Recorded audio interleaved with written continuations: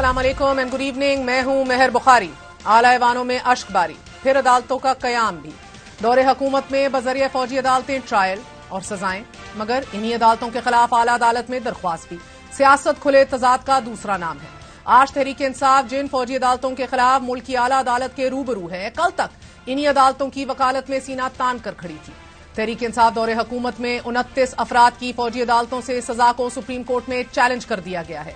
Colonel retired Inamur रहीम की जानिब से आर्टिकल 184(3) के तहत दायर की गई दरख्वास्त में वफाक पाकिस्तान, साबिक वजीर आजम, साबिक army chief general retired Qamar Javed Bajwa, साबिक DG ISI general Faiz Hameed, JAG branch और चारों सूबों के हाई कोर्ट्स के रजिस्ट्रार्स को फरीक बनाया गया है।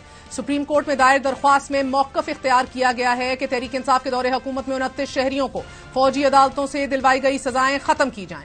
अदालत करार दे कि chairman PTI general retired Qamar Javed Bajwa और साबिक DG ISI फैज हमीद ने इख्तियारात से तजावुज करते हुए खिलाफे कानून शहरियों को अगवा किए रखा। दरख्वास्त में सदा की गई है कि 29 शहरियों को गैर कानूनी तौर पर सजाएं सुनाने पर साबिक वजीर आजम, साबिक आर्मी चीफ और साबिक DG ISI के खिलाफ कार्रवाई की जाए, सजाओं का रिकॉर्ड तलब किया जाए और हाई कोर्ट्स के रजिस्ट्रार्स को भी मुतल्लिका रिकॉर्ड अदालत में पेश करने का हुक्म दिया जाए। दरख्वास्त के मुताबिक एक शहरी को 2020 में सजाए मौत, एक को 20 साल कैद की सजा सुनाई गई। ताज्जुब ये कि जिस साबिक वजीर आजम को इस दरख्वास्त में फरीक बनाया गया है, वो आज खुद इसी प्रोसेस से गुजर रहा है।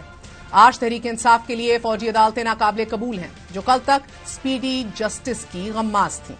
कल तक तहरीक इंसाफ इन कोर्ट्स को जस्टिफाई कर रही थी। आज एस्टैब्लिशमेंट के पास मिलिट्री ट्रायल के ठोस दलाइल मौजूद हैं।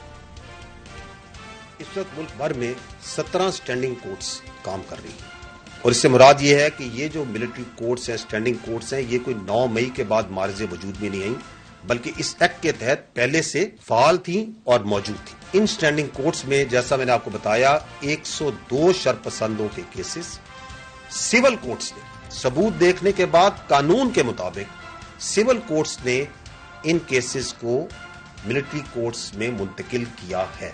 इन तमाम मुल्जिमान को मुकम्मल कानूनी हकूक हासिल है, जिसमें सिविल वकीलों तक रसाई का हक उन्हें हासिल है। इसके अलावा हाई कोर्ट्स में अपील का हक उन्हें हासिल है। इसके अलावा सुप्रीम कोर्ट में अपील का हक उन्हें हासिल है। और ये कि ये आर्मी एक्ट आईने पाकिस्तान और कानून का कई दिहाइयों से हिस्सा है। इसके तहत सैकड़ों केसेस निपटाए जा चुके हैं, कानून के तमाम तकाजों को मुकम्मल करने के बाद निपटाए जा चुके हैं। इंटरनेशनल कोर्ट ऑफ जस्टिस ने इसके ड्यू प्रोसेस को पूरी जांचबीन के बाद वैलिडेट किया है। इन तमाम हकायक की मौजूदगी में अगर कोई भी झूठा बयानिया बनाए तो वो बना सकता है, लेकिन ये हकायक को वो नहीं जुटला सकता।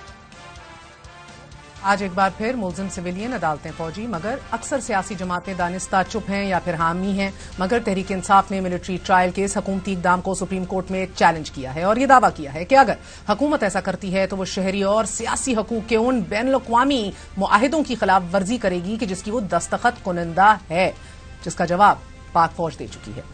DG ISPR बारहा ये मौक़िफ़ दोहरा चुके हैं कि मिलिट्री कोर्ट्स का क़याम किसी तौर इंसानी हकूक की खिलाफ वर्जी नहीं है।